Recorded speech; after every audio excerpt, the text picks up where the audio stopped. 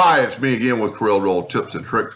This is really part 2, but I can't name it part 2 because I named the other one Wavy Text. So I'll just make this Wavy Object. I've learned a little bit of this, and if you haven't watched the first video, you really be, if you go to Wavy Text, search my program. Anyway, I just drew some lines with the table tool, basically. And then I thought, well, it'd be really cool if you fill it in.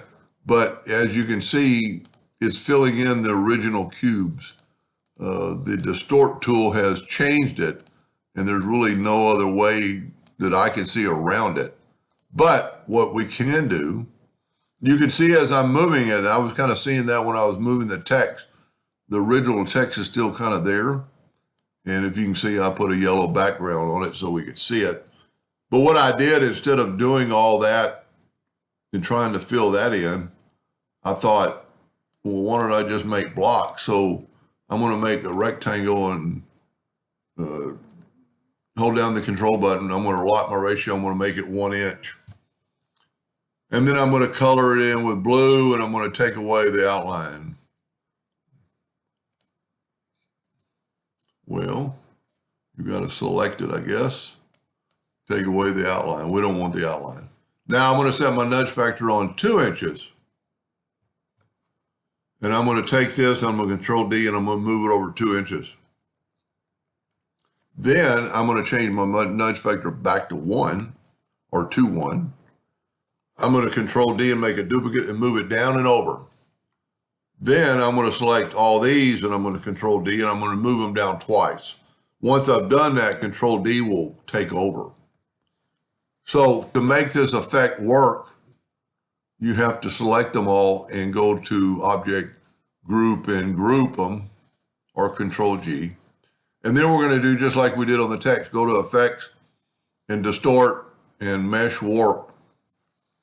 And there again, the 4 must be some sort of default. And I'm going to kind of go crazy on this one and see what happens. I mean, not only does it change one, it changes more than one. It's changing the whole pattern.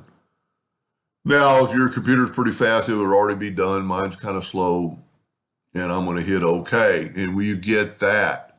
Now, we didn't put yellow dots in there, or yellow ones, so what you can do is hold down the Shift key, double-click on your rectangle, and it put a rectangle around your item, and then just make that rectangle yellow because you've got it selected, and then go up to Object, Order, Backup Page, and it will put it behind there so it'll look like yellow cubes.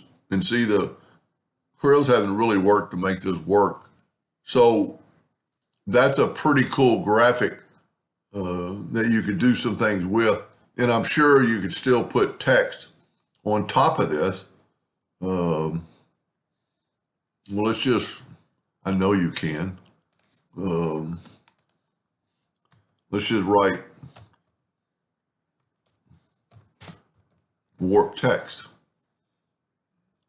Well, it's not a text, but we're just trying text. I'm going to make it bolder. And you can already see it's already showing through, so it is going to work. And I'm guessing you could probably warp the text later. And let's make it white and see if it shows up. Put a red outline around it. Anyway, I hope that helped a little bit. Thank you for watching.